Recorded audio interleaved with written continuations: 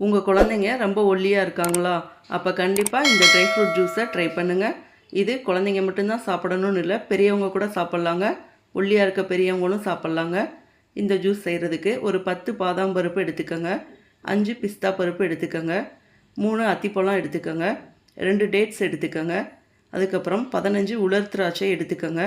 Black colour கூட எடுத்துக்கலாங்க. இப்போ தண்ணி ஊற்றி நல்லா வாஷ் பண்ணிக்கலாங்க. நல்லா வாஷ் பண்ணதுக்கப்புறம் திரும்பவும் கொஞ்சமாக தண்ணி சேர்த்து நைட் ஃபுல்லாக ஊற வச்சிடலாங்க. நார்மல் தண்ணியே ஊற்றிக்கோங்க. இப்போ காலையில் பார்க்குறப்ப இந்த மாதிரி நல்லா ஊறி இருக்குங்க.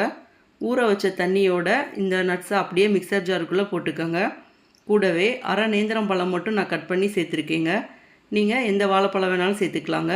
தண்ணி எதுவும் ஊற்றாமல் அப்படியே ஒருக்கோ அரைச்சி எடுத்துக்கலாங்க. அதுக்கப்புறம் அரை டம்ளர் அளவுக்கு நான் பால் சேர்த்துருக்கேங்க.